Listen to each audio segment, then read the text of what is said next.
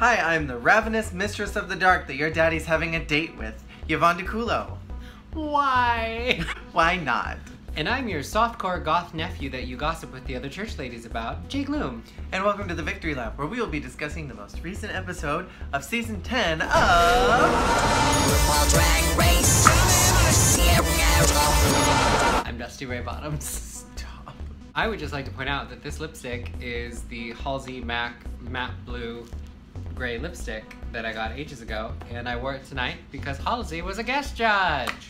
So Miss Vanjie is gone. Miss Vanjie. So in the workroom, Miss Vixen is starting up some drama. With a name like The Vixen, she's gonna be something. She's gonna be extra. My thing is, like, it's not her drama to stir up, but also at the same time, Thank you for giving us some good television. We've needed television for a couple seasons now. Because you know what? It's not RuPaul's Best Friend Race. Stir the pot, dump it out, scald some hoes. I am here for her messiness, but at the same time, I wish she would just stay in her lane. Okay, so in season 2, they had like that weird country jamboree challenge, and then this is episode 2. Was that the chicken or what? Yeah, that was chicken or what, and then it was that where they had to like sell like the Crisco or something. The Crisco chicken. And then they had a hoedown mini challenge this episode, and I'm really hoping that every single episode will get a reference to the season that corresponds with that episode number. That would be cool. Because we got Drag on a Dime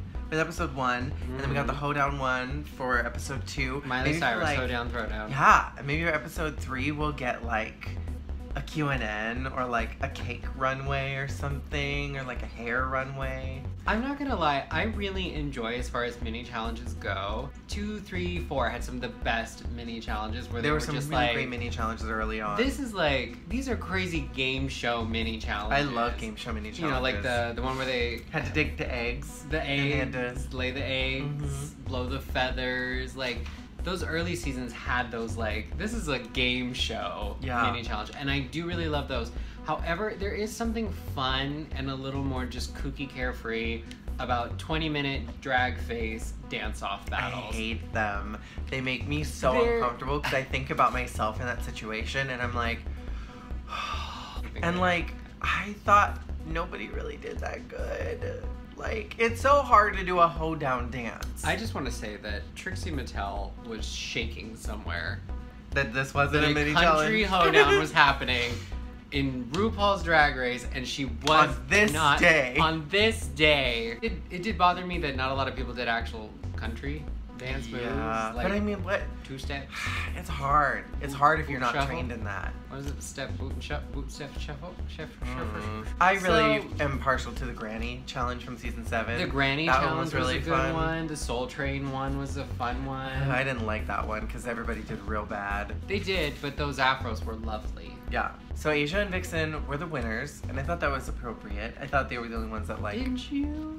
Yeah, I mean, I didn't think anyone else really stood out. Did I don't know. I wasn't overly fond of Eureka's because she did like the Sally Mae hair and the blacked out tooth, but then she was like in a Desperate Housewives house dress. I didn't like it. I really personally enjoyed Aquaria doing like sitting on the horse and that like was funny. Pretending like she was just taking the whole hype. So they got to choose their teams, and in my opinion, I don't think either one of them were great leaders. I think a great leader is someone who listens and who delegates well, and I don't think either one of them really did that. I will say that the Vixen did a better job at leading in that maybe she didn't listen to what her cast, her team wanted as far as the roles, but she did do a pretty darn good job casting. Yes. And she also actually like made them do choreography, they were a little more prepared. She, as a leader, did get more prep in. Asia O'Hara, on the other hand, she was not a good leader at all. She was not a good leader. And I wonder also if a lot of that problem was Eureka just pulling the spotlight to her so she could have her little weepy boo-hoo moment. And I'm wondering if that's why they were less prepared, because she was just sucking up the time. We did get Alyssa Edwards, who looked fierce as F. She looked so good. Those mouth pops, everything. Her direction was great. I loved all like the little hand flares that she was doing, and I just love that Alyssa is so uninhibited all the time, and she just goes. I love Alyssa best when she's not competing. Yeah. Alyssa just being brought back just to be Alyssa. So moving on to the main challenge, we had Team Asia. I was so unimpressed with Eureka. She was so awful. She was so bad. But Dusty was so good. Dusty was so good in that challenge. Like, I felt like she had a character and she was showing it and she was lip syncing for the god. She did Dusty definitely pulled to the top of that group.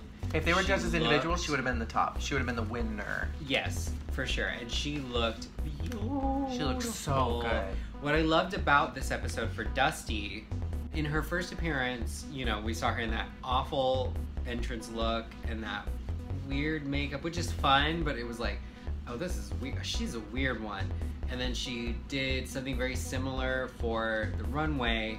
And so that was the impression we had of Dusty. And then for her to come out looking so glamorous. So glamorous. So beautiful. And just like, you could just see that face like in a gown. Like that face, like that, she should have made people worry.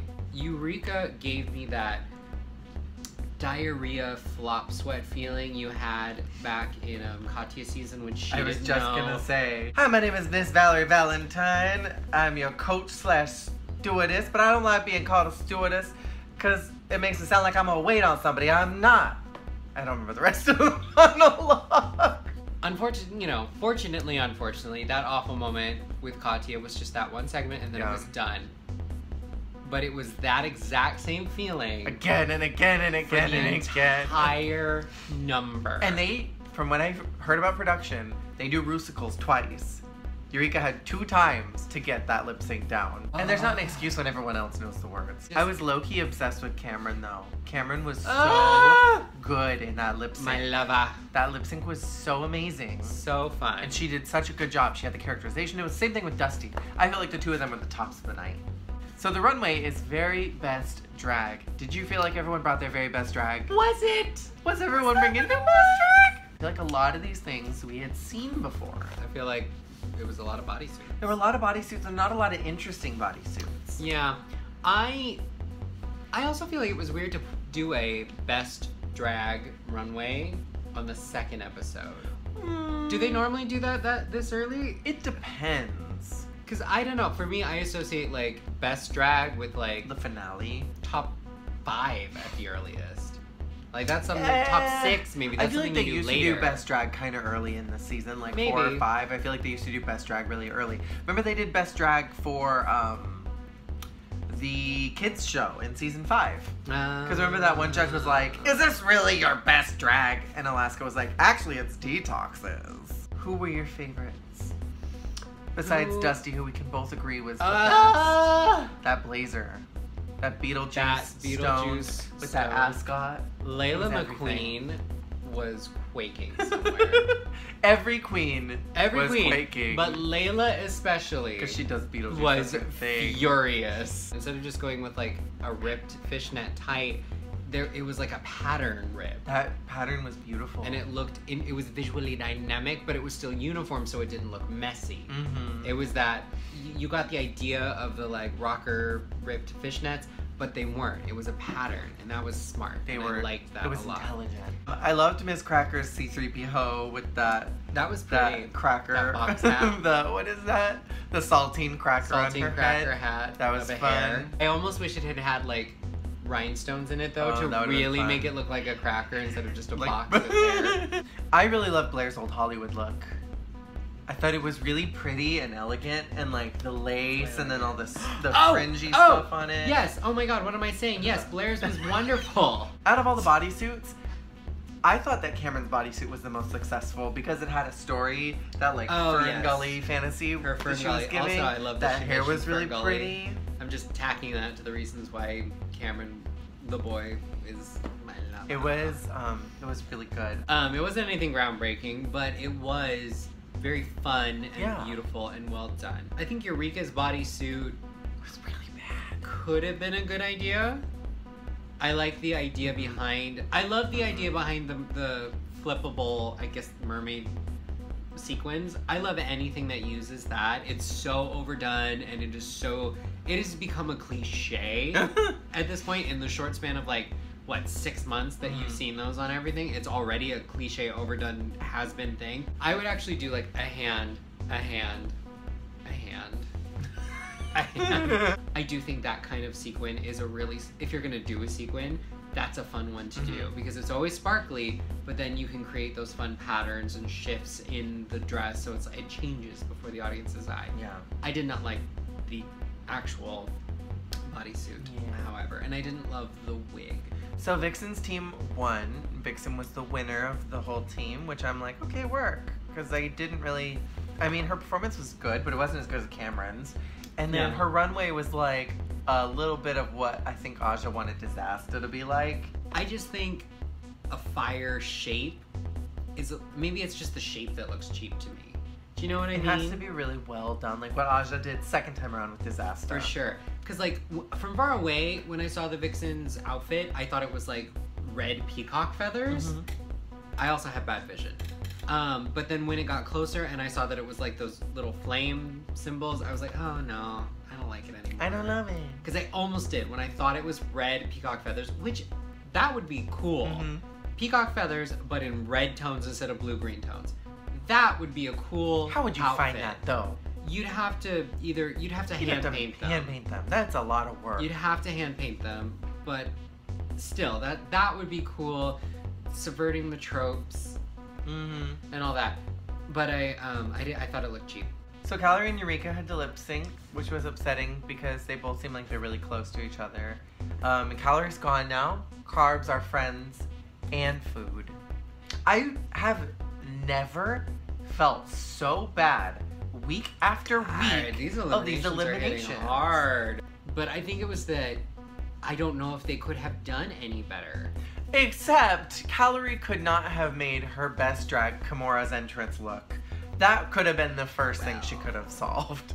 Unfortunately, I do think it was the best she could do, and I think it was her best runway.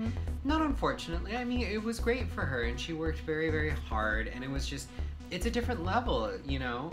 That's the weird thing about when you have, you know, queens who come from different facets of drag and who come from different parts of the country is, you know, what is considered tops in one area isn't gonna be tops in another.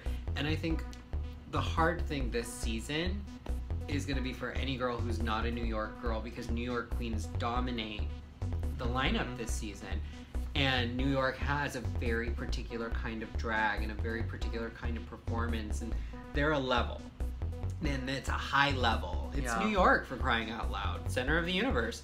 And I think maybe Calorie would not have looked so dim in comparison if it wasn't a bunch of New York queens. Okay. Because there's a flashiness and a loudness and a wah to New York queens. You could say this was her not, you know, this was not the best. It was not the best. But what she did would have killed on previous season. But I do think that Calorie got one of the best send-offs.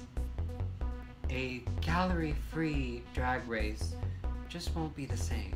That was wonderful. That was good. That was, but not in a condescending, mean way. A la, you're a queen for every season. Just not this one. Just not this one. Still my favorite of all time. So I'm still falling behind. Jacob is still ahead in our teams, even though I lost someone on my team. Yeah, he's evened out. He's still ahead. So my team's got to pull ahead next week. I have a great freaking team. Now that this show has started, and now that I've seen 2 episodes, I picked a good team. We didn't actually get to see the full trailer for the next episode because the cable had some problems. What happened was, but it looks like it's an acting challenge. Who are you worried for? I don't even know. We don't know what any of these queens are capable of. I think Miss Cracker. I don't think Monet has acting skills. Okay, I think she might have a hard time. We just watched, it was Monet, Vanessa, Aquaria, and Miss Cracker doing a riff on the scene from Mean Girls where they're having the 4-way call. And Monet did not seem to be excelling in the acting. I don't really know. I don't know how any of them are going to fare. Except Eureka, and I don't remember if she had an acting challenge before she left. Eureka. Did she? I don't know. No, because it was the first challenge, pageant. Second challenge was the dancing, cheerleading. The third one was princess, and fourth one was Kardashian, the musical. And then she went home. So we haven't ever seen her. You could use the princess one as a... Yeah, it wasn't good. Yeah. It's gonna be a thing. It's gonna happen. But be sure to check us out next week. We'll be reviewing that episode. Let us know what your thoughts were in the comments below. And don't forget, you can listen to our podcast, Loving This Concept, available on SoundCloud and in the podcast store. On iTunes? On iTunes? Now available on iTunes. Thank you all so much for watching. Enjoy the rest of your week. Bye!